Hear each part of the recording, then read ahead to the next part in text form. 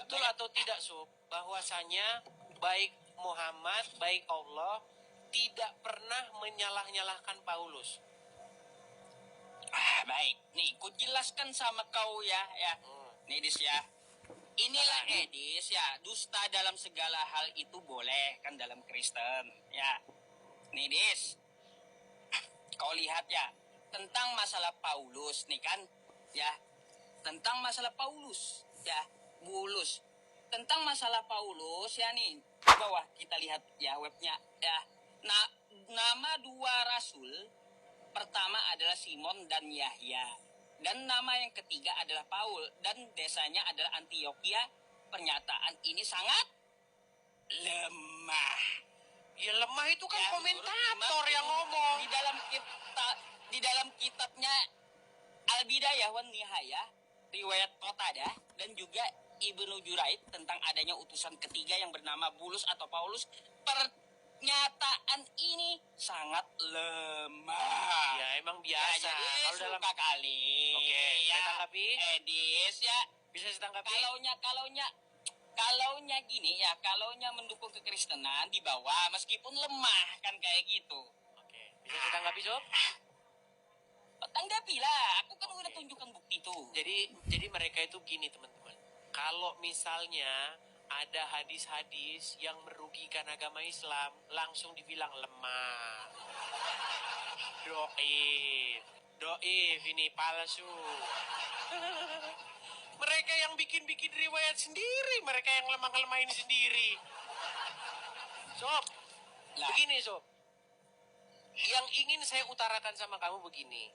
Intinya bahwa Allah di dalam Al-Quran tidak pernah menyebutkan bahwa Paulus yang merubah-rubah ajaran Kristen. Muhammad di dalam riwayat-riwayat hadisnya tidak pernah sekalipun menyalah-nyalahkan Paulus bahwa dialah yang merubah-rubah ajaran Kristen.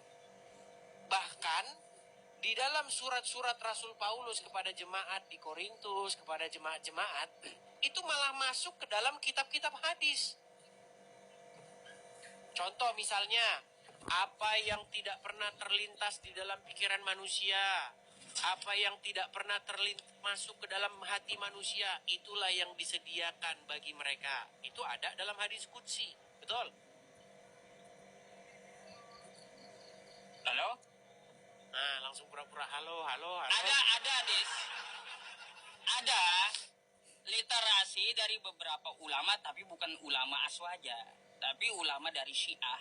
Mereka mengutuk Paulus dan mereka katakan Paulus itu adalah orang yang menghuni neraka gitu. Ya, itu kan ulama-ulama, bukan Muhammad dan bukan Allah, betul? Bahkan Syiah dikenal itu. Bahkan ulama Syiah kalian kutuki juga, betul nggak? Terus? Betul, kenapa? Bagaimana mungkin kamu ambil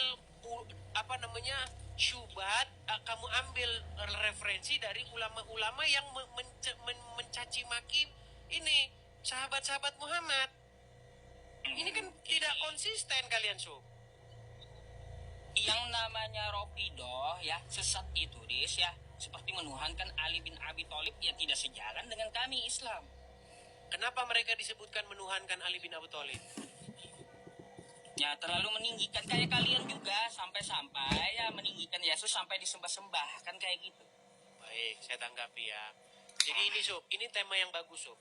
Menurut orang-orang Sunni, orang-orang Syiah memperlakukan Ali sedemikian rupa, berlebih-lebihan, sampai kalian katakan menuhankan, betul?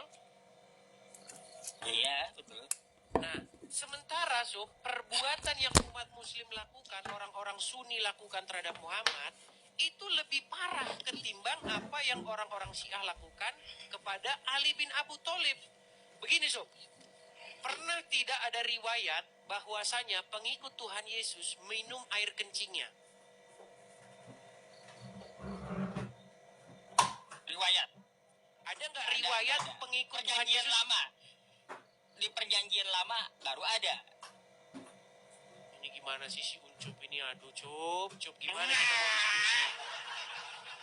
Gini deh, Sedikit, ya. sebelum minum situ. air kencing itu, ya minum air kencing itu ada di kitab kau lebih duluan di perjanjian lama. Boleh ditanggapi? Ngerti? Silakan. Baik, begini Sob, makanya begini. Kau minta Bedakan, bukti. Sob, bedakan mana ejekan atau makian dengan mana minum air kencing karena dia mengkultuskan. Di dalam perjanjian lama, ada utusan dari orang-orang Arab yang datang kepada orang Israel. Di mana orang-orang Arab, mereka mengepung orang-orang Israel. Dan memaksa... Oke, bisa saya jelaskan, Sob? Karena mikrofonmu itu bergerak terus, Sob. Jadi gluduk gitu. Oh, ya udah. Kau dulu, kau tutup dulu miku. Silakan. Oke. Nanti kamu bisa bukakan ya ayat itu ya. Itu kan berbicara mengenai utusan Raja Aram. Begini ceritanya. Jadi Aram ini ingin menaklukkan orang Israel. Bagaimana cara mereka menaklukkan Israel? Dengan cara mengepung kota itu sehingga pasokan makanan, pasokan minuman tidak masuk ke kota. Dengan maksud apa? Untuk menundukkan raja orang Israel. Nah, ketika mereka mengepung di situ sampai berhari-hari dikepung, lalu akhirnya datanglah utusan Raja Aram itu dan berkata kepada penduduk orang Israel dengan berkata, jangan kalian berharap-harap lagi kepada Raja Hizkia itu. Karena apa? Karena Tuhan sendiri tidak akan mampu menolong kalian. Lalu ada utusan dari raja itu berkata, tolong jangan berbicara dengan kami dalam bahasa Yehuda. Tolong berbicaralah kami dengan bahasa Aram. Supaya apa? Supaya penduduk negeri nggak tahu. Akhirnya utusan itu ngomong, adakah aku diutus hanya ngomong kepada gundulmu, kepada kamu? Tidak, saya diutus juga untuk ngomong kepada orang-orang yang berada di balik tembok, yang mereka makan nya dan minum air kencingnya. Kata-kata itu adalah kata-kata makian, kata-kata ucapan sarkas yang diucapkan utusan itu untuk menggambarkan keadaan orang-orang Israel yang menderita di balik tembok. Bukan perintah untuk minum air kencing, Uncup. Gimana sih Uncup mamin gitu aja nggak bisa? Coba silakan bacakan. Ayo. Baik, Dis, ya. Baik, ya. Mari, ya. Kita baca dulu, ya. Dibacakan 3 ayat sebelumnya, Sob. Sabar. Oke, Sabar. silakan. Kau maunya 3 ayat dari 25 gitu? Enggak, 3 ayat aja sebelumnya. Ya, sekarang pun ya, adakah di luar kehendak Tuhan aku maju melawan tempat ini untuk memusnahkannya? Tuhan telah berfirman kepadaku, majulah menyerang negeri itu dan musnahkanlah itu. Lalu berkatalah Elyakim bin Hilkia, Sepna dan Yoah, ya, kepada juru minuman agung, silakan berbicara dalam bahasa Aram kepada hamba-hambamu ini. Sebab ya kami mengerti, tetapi janganlah berbicara dengan kami dalam bahasa Yehuda, sambil didengar oleh rakyat yang ada di atas tembok. Oke? Nah, tetapi juru minuman agung berkata kepada mereka, adakah tuanku mengutus aku untuk mengucapkan perkataan-perkataan ini hanya kepada tuanmu dan kepadamu saja? Bukankah juga kepada orang-orang yang duduk di atas tembok, yang makan nya dan meminum air kencingnya bersama-sama dengan kamu? Oke? Jadi Des, ya, tentang masalah muatan air kencing, ya, sebelum ya Nabi Muhammad memerintahkan ya katamu memerintahkan di mana? Aku minta perintahnya. Adakah kencing unta itu diperintahkan untuk seluruh muslim? Tunjukkan sama saya, kan kayak gitu. Sebelum saya jawab itu, saya mau tanya dulu, Sob, perihal ayat yang ada dalam Bible itu. Yang berkata itu siapa sih? Yang berkata utusan nih. Oke. Mengutus aku untuk mengucapkan perkataan. Utusan siapa itu? Utusan dari Elyakim bin Hilkia. Itu utusan Raja Aram, Uncup. Coba gini saja. Coba judul perikopnya coba lihat, Sob. Biar kita sama-sama baca yuk. Baik. Jadi kayak gini deh, ya, Hizkia Raja Yehuda nih ya. Oke. Sebentar, Sob. Sebentar. Nah, jadi sedikit, sekarang Sob. gini, yang aku tekankan gini di Sob, biar kita sama-sama mengerti. Sob, biar kita sama-sama Sebentar, mengerti. dikit lagi. Silakan. Gini, kamu kan nggak mau tahu masalah kencing unta itu gimana keadaannya. Ya, Nabi Bukan, suruh kita belum bahas untuk kencing siapa, unta dulu, Sob. Kita bahas dulu terus ayat ini untuk sampai siapa selesai. dan bagaimana.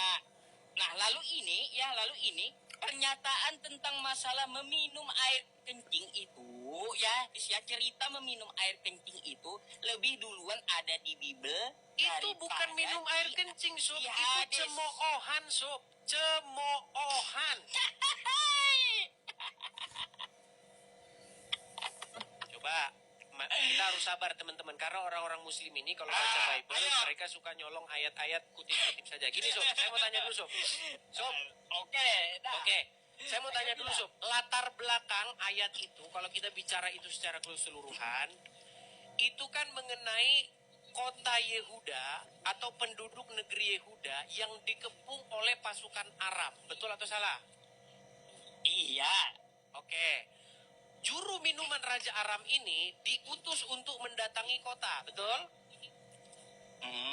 Untuk berbicara kepada orang-orang yang ada di tembok kota itu, betul? Nah, pertanyaan saya adalah, apakah Anda tahu bahwa kata-kata itu adalah kata-kata cemoohan atau makian utusan Raja Aram kepada penduduk negeri Yehuda yang sudah kelaparan karena dikepung berbulan-bulan? Pertanyaannya gini, Des. Itu kata cemoohan, kata kamu kan? Itu kamu referensinya dari mana? Kalau itu adalah sebuah kata Saya bacakan saja semuanya ya. Aduh. Lari. Kalau saya bacakan Apanya? konteksnya kira-kira gimana? Masih sembuh atau masih mau Ya ngutip-ngutip ayat terserah lagi? kau lah. Terserah kau lah, baca. Baik. Kita bacakan ayat itu secara utuh ya. Orang muslim ini suka sekali teman-teman ngambil-ngambil tapi nggak ngerti. Itu bukan perintah minum kencing. Itu makian. Belum tentu mereka di situ makan ee-nya dan minum kencing. Itu makian. Keadaan mereka di sana yang udah nggak tahu mau makan apa. Sebentar. Nih, saya tunjukkan ya. Bentar. Saya akan tunjukkan. Itu ada di dalam kitab Raja-Raja pasal yang ke-18. Ya, 2 Raja-Raja pasal 18. Biar kita ngerti konteksnya ya teman-teman ya. Biar orang muslim seperti Yusuf ini tidak lagi mengambil ayat ini sebagai seolah-olah jawaban atas orang Islam minum kencing Muhammad. Bukan itu. Balikan. Jadi biar kita sama-sama cerdas, Sob. Diskusi yang cerdas itu adalah diskusi yang menggunakan konteks dan latar belakang. Perhatikan ya. Kita mulai dari ini. Yerusalem dikepung oleh Sanherib. Saya bacakan ya. Dalam tahun ke-14 zaman Raja Hizkia, majulah Sanherib, Raja Asyur, menyerang segala kota berkubu negeri Yehuda, lalu merebutnya. Hizkia, Raja Yehuda, mengutus orang kepada Raja Asyur di Lakis dengan pesan, "Aku telah berbuat dosa, undurlah daripadaku. Apapun yang kau bebankan kepadaku akan kupikul." Kemudian Raja Asyur membebankan kepada Hizkia, Raja Yehuda, 300 talenta perak dan 30 talenta emas. Hizkia memberikan segala perak yang terdapat dalam rumah Tuhan dan dalam perbendaharaan istana raja. Sampai dikerokin itu, dari dinding-dinding itu. Buat ngasih ini, Sanherib ini. Nah, pada waktu itu Hizkia mengerat emas dari pintu-pintu dan jenang-jenang bait Tuhan yang telah dilapis oleh Hizkia Raja Yehuda. Diberikannya lah itu semua kepada Raja Asyur.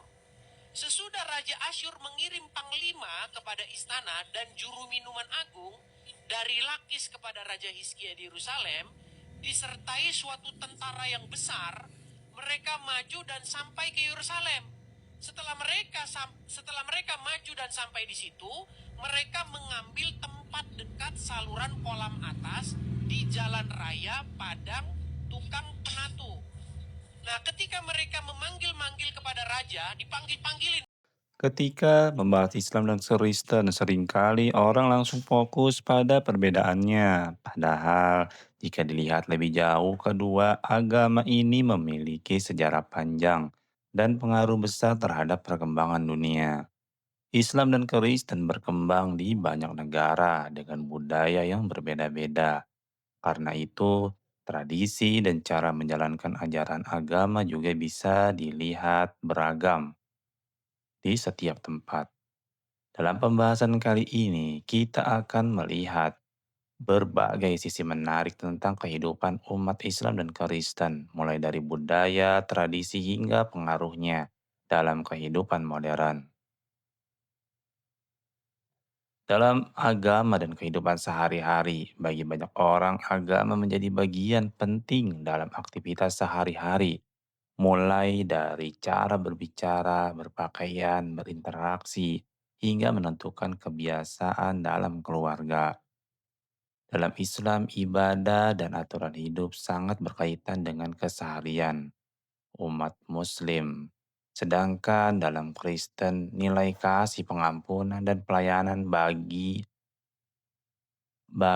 para jamaat atau pengikutnya dalam kehidupan sehari-hari. Karena itu, pengaruh agama sering terlihat jelas dalam lingkungan masyarakat. Tempat beribadah dan suasananya pada masjid dan gereja memiliki suasana yang berbeda. Di masjid, suasananya biasanya terasa tenang dengan lantunan ayat suci dan kegiatan berjamaah. Sementara di gereja, ibadah sering diiringi musik rohani dan pujian bersama. Walaupun berbeda, keduanya sama-sama menjadi tempat mencari ketenangan dan keperkuatan atau untuk memperkuat iman. Pendidikan dan pembelajaran agama di dalam Islam maupun Kristen. Pendidikan agama memiliki peran yang sangat penting.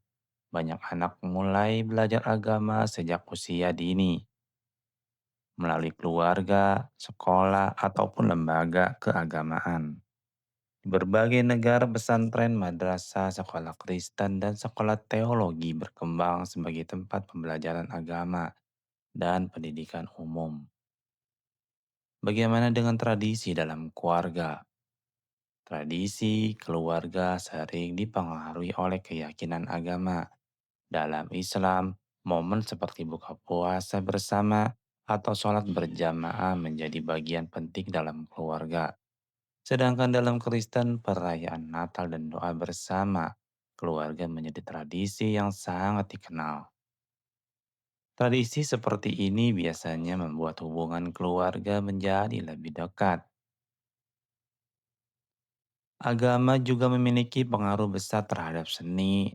Dalam budaya Islam, kaligrafi, dan arsitektur, masjid berkembang menjadi karya seni yang terkenal. Sedangkan dalam tradisi Kristen, lukisan, patung, dan musik gereja memiliki sejarah panjang dalam perkembangan seni dunia. Banyak bangunan bersejarah hingga sekarang masih menjadi simbol budaya dan wisata dunia.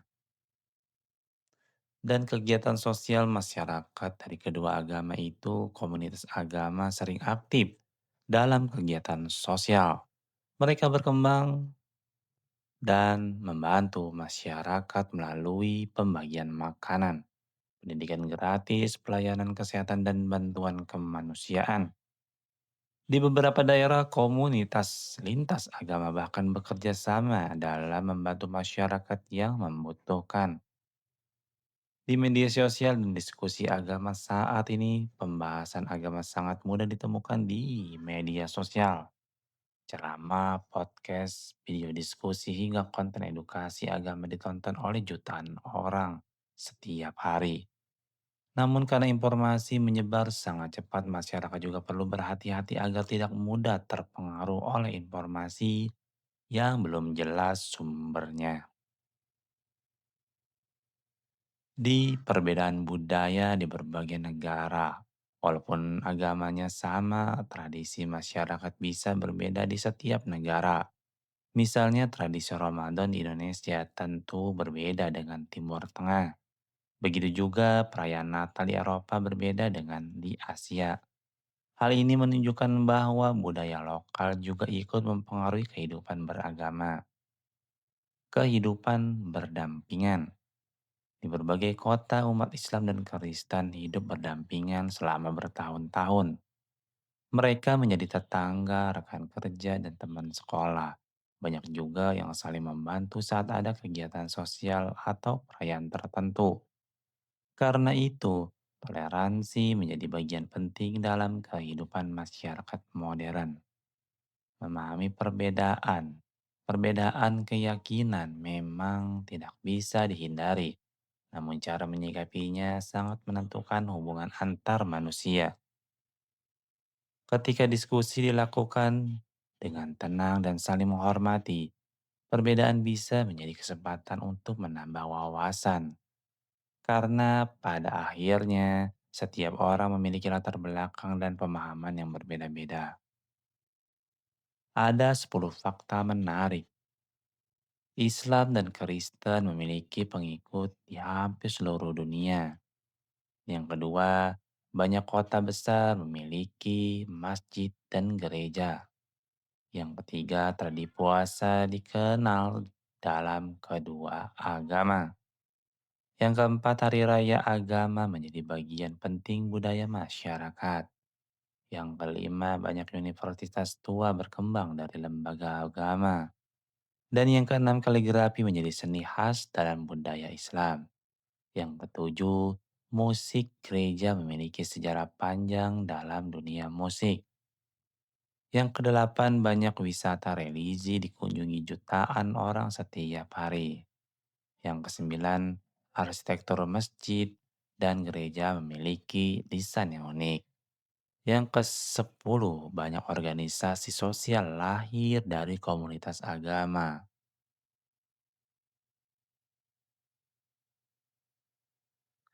Islam dan Kristen memiliki sejarah tradisi dan cara hidup yang berbeda. Namun keduanya tetap menjadi bagian besar dalam perjalanan peradaban manusia. Dengan memahami berbagai fakta dan latar belakangnya, kita bisa melihat bahwa keberagaman bukan hanya tentang perbedaan, tetapi juga tentang bagaimana manusia belajar hidup bersama. Semoga pembahasan ini bisa menambah wawasan dan membuat kita lebih bijak dalam melihat perbedaan di sekitar kita.